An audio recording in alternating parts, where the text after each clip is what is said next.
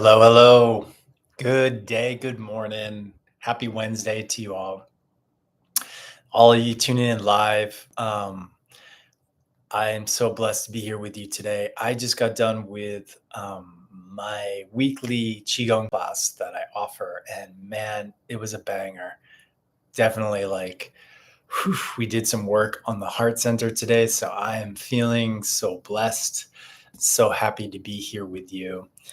And please say hello when you tune in live. I'd love to hear where you're from.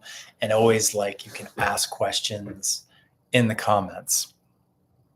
So today, we got the idea that, this weekend I was sharing a little bit more about fear in my journey with fear and how fear was something that first I was completely numb to, something that I just wasn't aware how much it was affecting my nervous system, my health. And, you know, it was a journey. And I made a whole video about it that you can watch. I just posted this week. But let me know in the comments in the chat, where you're tuning in from. And if you have any questions, say hello. How many of you have experienced this type of debilitating fear? Maybe you haven't, maybe you're not aware of it, maybe it's something that isn't in your awareness. But for me, it was really the catalyst that helped me actually begin the process of actually healing myself. And so today I said, that why I believe your fear can be your greatest ally, or as I said, greatest catalyst. Hello, Cheryl. Nice to see you. Thanks for tuning in live. So a lot of us deal with so much fear, particularly if we are sick, particularly if we're suffering with some, like in my case, it was some undescribable, undiagnosed condition that was lumped in Lyme disease, that was lumped in autoimmune, right? But underneath all that, there was just fear. There was fear I didn't know what was going on in my body, fear if I was going to be able to live, to ever get my life back, fear that my whole life, my whole world I had created is gone. So many things. And that was just on the surface, guys. That was what was in my conscious mind. It wasn't until I got really sick that I had to start feeling all the fears that I grew up with. All the fears. How many of you know what I'm talking about? Like you grew up with some type of trauma, some type of childhood trauma that maybe back then wasn't considered a trauma, that was just swept under the rug, like a lot of us Gen Xers, didn't get a lot of attention. And you just kind of shouldered it. You just kind of moved through life.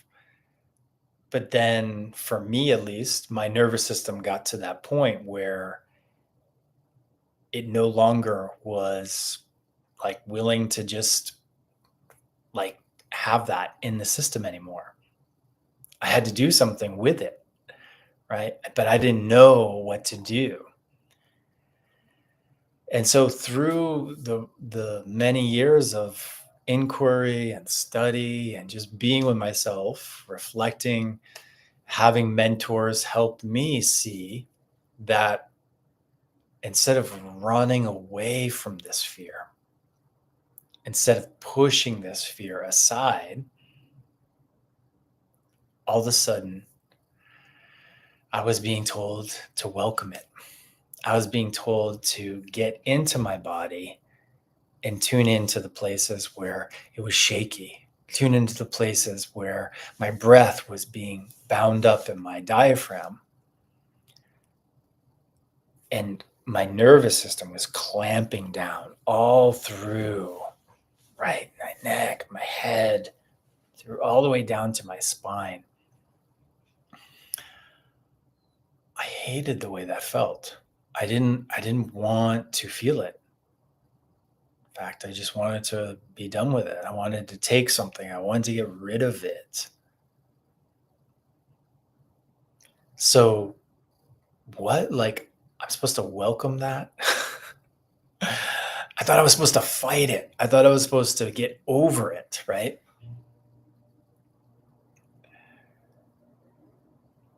It was quite a paradigm shift, as it may be for you today hearing this, that instead of pushing these things away, we start embracing them. We start welcoming them in. We start befriending them to a degree that we start beginning to experience it in our bodies. Because when it's there and we don't want to feel it, we don't want to experience it, we want to push it away, we're creating this resistance in our system. Can you see that? Right? This is here, and I'm saying no. But when I turn that around and I start to face it, I start to experience what has been here, because in truth, what it really is, this trauma, this experience I had, is something that was never fully welcomed back into the heart. It was something that I rejected, right? Chucked away in my depths of my nervous system. But now here's an opportunity. I'm older. I'm not the 5-year-old version of myself, even though the 5-year-old version of myself is still in my body, screaming, kicking, doing all it needed to do. But now it doesn't have to do that. But it doesn't know that yet. And so I have to create space to allow it to be okay, to allow it to feel safe, to allow it to feel secure, that it doesn't have to run, it doesn't have to hide, it doesn't have to fight, it doesn't have to freeze, it doesn't have to do anything. It can just be. And all I'm going to do is just hold space for it with my attention, because that attention is what comes from your heart. And what I mean by attention, what I mean, guys, is not judgment. It's not condemnation. It's not trying to figure it out. It's in a place of pure awareness, of witnessing. And so when we're in that space, it's like a child. I'll give you an example. It's like I'm thinking my youngest, when I kind of have an agenda to force him to do something, like to get in the car or to do something, he immediately locks down. He's like, I feel that energy, right? I don't want any part of that. But the more I let go of that agenda and get curious with him, ask him questions, right? Already that diffuses the situation. And then he gets curious and then it's like, oh yeah, let's go do that. Let's go in the car. The same thing is true with our internal self. That is, in truth, multifaceted. There's many versions of us in here, in this psyche. And especially the ones that have been wounded. They feel when someone's trying to do something to them, when someone's trying to heal them, right? They don't want that. What they want, like what we all want, is to be listened to from an objective, open-hearted space. So this was like a huge education of learning to understand, like, oh, you mean all that stuff I've been doing to fix it, to fight it, to push it away has just been creating more resistance. And now there's this understanding that I don't have to do it that way. In fact, I have to open my heart up and get curious to it from that non judgmental place. And it's the moment I started to do that, this fear, this terror really started to soften a little bit, just like a couple percentage. No, we're not talking big things. But what that did was it gave me a confidence, a knowing that, oh, wow, this could work. If I continue to be with it in this way and approach it in this way, then something might change.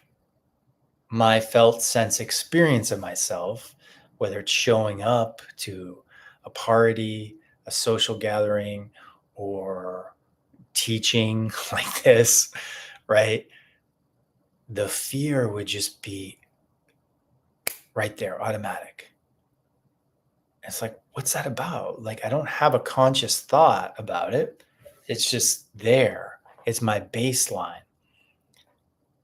So I had to make the time and space with myself. This is what I always tell my clients is the first thing you need to do is stop, slow down, and start paying attention. Give yourself that time and space to feel, to experience what's underneath the surface.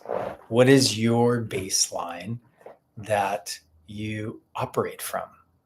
Well, for me, I was unconscious to that until it started coming up in my life in my mid 30s. I was like, why is all this panic and fear here?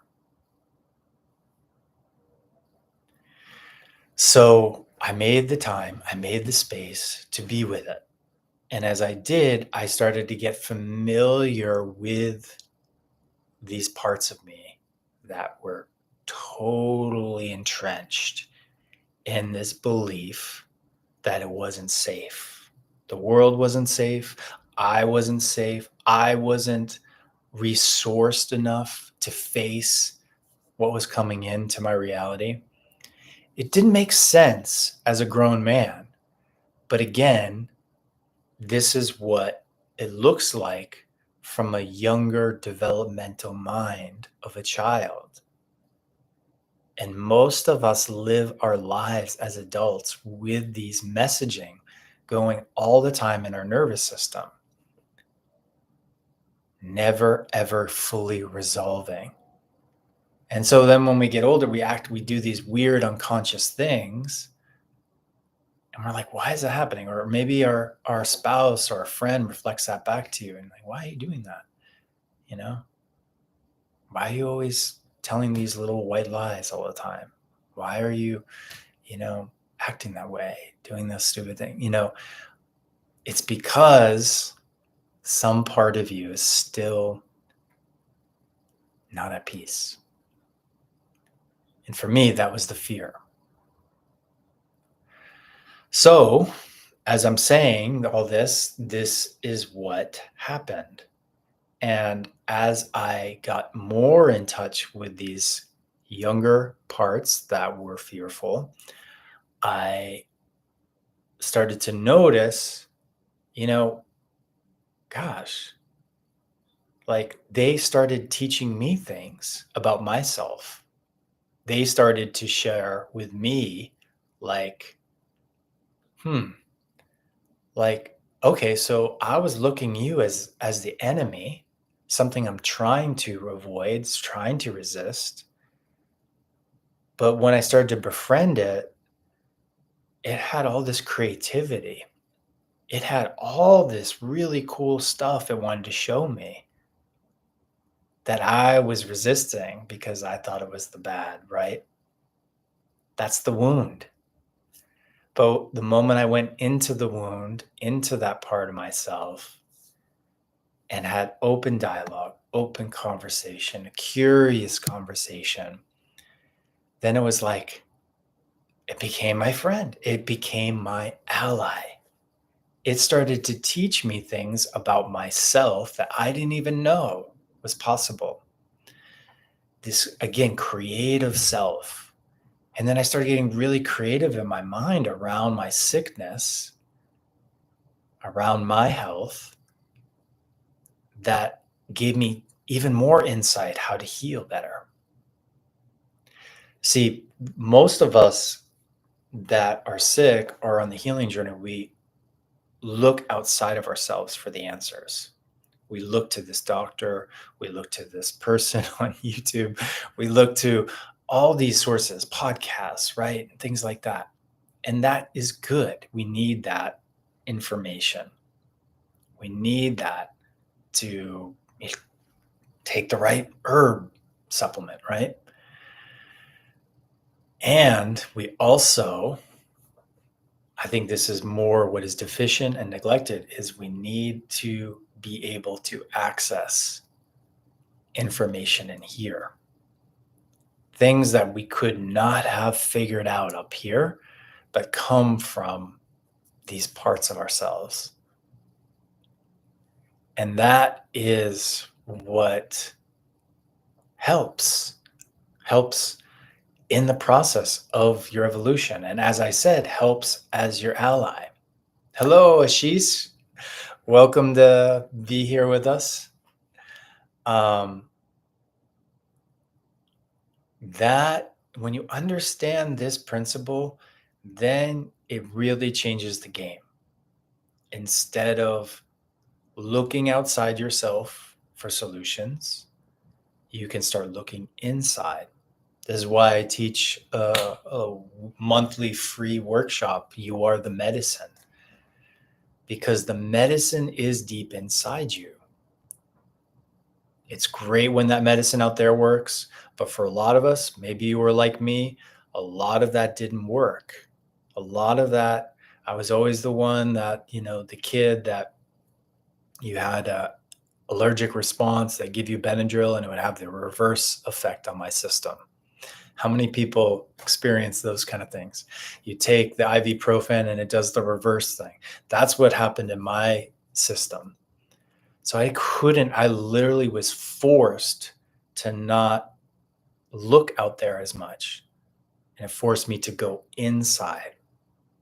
And as I went inside, I became aware of what I just shared with you, the resistance, the fear, all these places inside me that I was shutting down.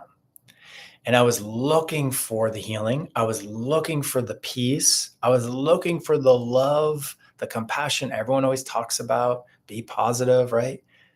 But I couldn't access that. I couldn't sustain that because all this was here. So once I kind of started to understand, I have to embrace the fear. I have to embrace what is here. And as I embrace that,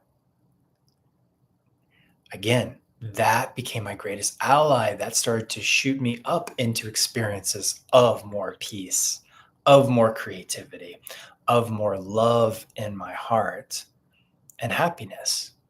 And as I experienced those higher frequencies of love, of peace, you start healing fast. Because the body is not I know a lot of us think of the body as a material thing. In one reality, that's true. But on a higher understanding of the body is just frequencies of energy. And so, like in my case, that fear creates a frequency. I'm sure a lot of you are familiar with David Hawkins' work. Check it out. He has the chart of frequency of different vibrations. Each emotion has a frequency. So when you're in fear, that frequency is permeating through the cells of your body, causing the DNA to reproduce with a certain messaging, right? However, if we truly transcend that fear, like I'm saying, and we're able to go to a higher frequency of energy, like let's say courage, let's say, um, I don't know, what's another one? Compassion. All of a sudden, it changes the frequency of this unit, of this whole universe here we call a body, changing the messages in the cells. And then that will move from, let's say, production of inflammation into the cells through the system. It'll translate that and say, no, time to transmute it and go into more of natural rhythm of how this body moves. So we're up leveling it as we feel and experience that more and more.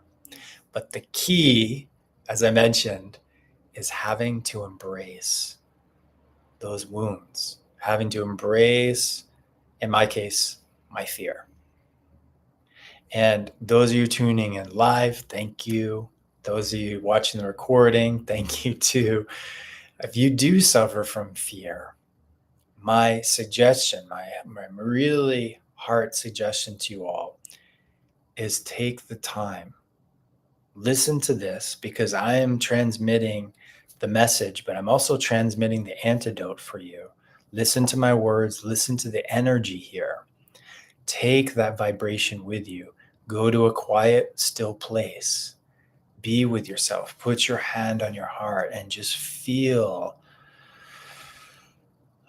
like we can all do that together. Just feel what's there. And as scary and as terrifying as it can be, I want you to breathe into it. Really let your abdomen expand. Like so. And just see if you can, in your mind, just create a little more space as you breathe more into it.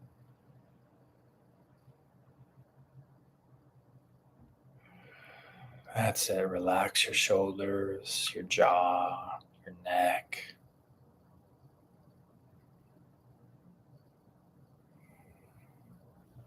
And sometimes just doing that alone can help shift those messages of fear and can bring you into, again, those higher frequencies of light, of love. And it's not what we think that matters. It's what we feel that matters.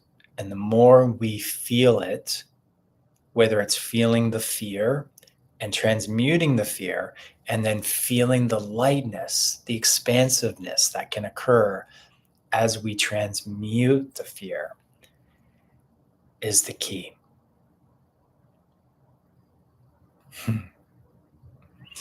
So I did another video sharing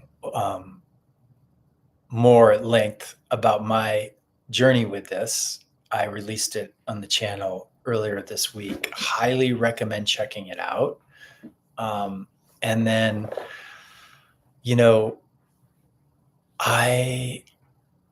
I'm going to continue doing this live because I think this is really important. I love doing this work. I love supporting people in this.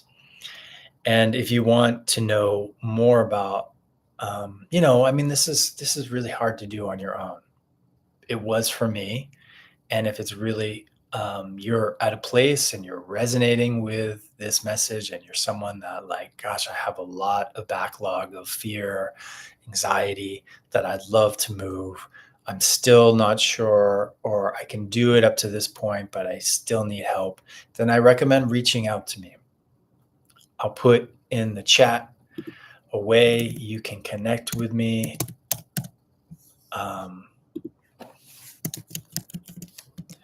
And we'll chat. We'll talk about you and what is happening for you. And there's a good video there to share a little bit more on what I do and some great testimonials of people that have done miraculous work. I mean, incredible work. I shared the other day my more recent client, 12 plus years of no sleeping, anxiety through the roof, mother of 4 kids, just incredible, like human being, but like could not sleep. And we did one session, guys, of this work that I'm doing with you right now, that I'm sharing with you, to get her to feel what was there. Because so much is like, I'm just going to cope. I'm just going to get through. I do my yoga every day. I do my breathing every day. But it wasn't getting to that level beneath the surface that I'm talking about. And until they were ready to befriend that instead of resisting it, pushing it away, once you befriend it, this whole energy came up in our conversation and was able to finally release it. And through that release, she started sleeping like amazingly. Next day, completely gone. And this works for physical pain, emotional pain, you name it, symptoms, shrinking tumors, the miraculous, guys. It all lives here in your heart. And that's the work I do, is helping you access it and then embrace what is. And as you embrace the wounds, what you'll find is they are the greatest allies for your transformation. Sound pretty good, doesn't it? Thank you so much for all of you tuning in live. I really appreciate you. And those of you watching and new to the channel, I recommend subscribing. You're going to get a lot of value here, a lot of good medicine, the good word to spread to you and your healing. Thank you all. Have a blessed day, and I might see you next week. All right. Take good care. Bye now.